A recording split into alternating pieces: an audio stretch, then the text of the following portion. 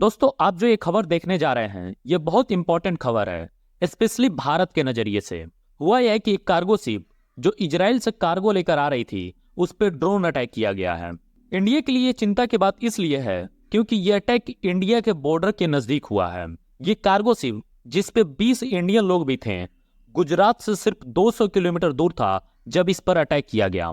खैरियत यह है कि इस शिप पे जो 20 इंडियन थे उन्हें कुछ हुआ नहीं है, लेकिन ये भारत के लिए बहुत बड़ी चिंता की बात है क्योंकि भारत के इतने नजदीक कोई इतनी आसानी से किसी भी शिप पर अटैक कर सकता है, तो ये बहुत बड़ी बात है। आज ये शिप हमारी नहीं थी, कल को कोई इंडियन शिप पर अटैक हो सकता है, तो इसके लिए इंडियन गवर्नमेंट को तैयार रहने की जरूरत है।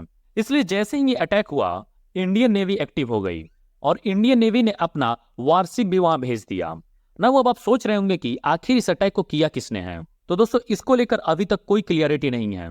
कुछ लोग कह रहे हैं कि यह अटैक यमन के हूती रिबल्स ने किया है, तो कुछ लोग कह रहे हैं कि इस अटैक को ईरान ने करवाया है, लेकिन एग्जैक्टली किसने किया है ये अभी तक किसी को नहीं पता है। इस हमले की जिम्मेदारी भी कोई नहीं ले रहा है क्योंकि उन्हें भी पता है ये अटैक इंडिया के बॉर्डर के काफी नजदीक हुआ है, तो इंडिया इस अटैक को लाइटली नहीं लेगा और कोई भी इंडियन नेवी से उलझना नहीं चाहेगा। दोस्तों, इस हमले का कहीं ना कहीं कारण इजराइल हमास वार है। आज के टाइम में इस्लामिक नेशंस के लिए इजराइल हमास वार एक बहुत बड़ा इशू बन गया है। वहां के लोग अपनी गवर्नमेंट पर प्रेशर डाल रहे हैं कि कैसे भी इस वार को रुकवाया जा सके। दोस्तों, आज 78 दिन हो चुके हैं इस वार को, लेकिन ये वार थम नहीं रहा है। इसलिए बहुत सी कंट्रीज इजराइल के प्रति अपना आक्रोश व्यक्त कर रही हैं। नाउ यहाँ आप कहेंगे कि आखिर इंडिया इस मामले पर क्या कर सकता है। तो दोस्तों, इंडिया का मेन ऑब्जेक्टिव होना चाहिए कि इंडिया के नजदीक जो भी सी रूट्स हैं, जहां से ट्रेड होता है, जहां से शिप्स आती जाती हैं, उन्हें सेफ रखा जाए।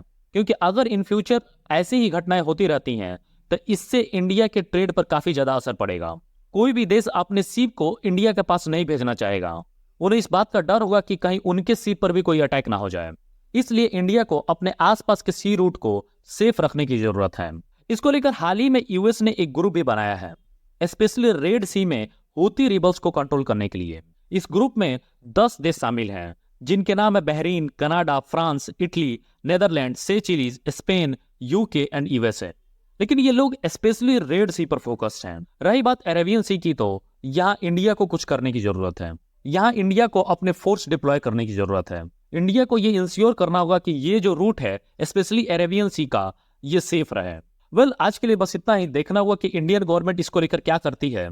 अगर आपको वीडियो पसंद आई हो तो वीडियो को लाइक और चैनल को सब्सक्राइब जरूर कीजिएगा। मिलेंगे फिर नेक्स्ट वीडियो में, तब तक के लिए जय हिंद।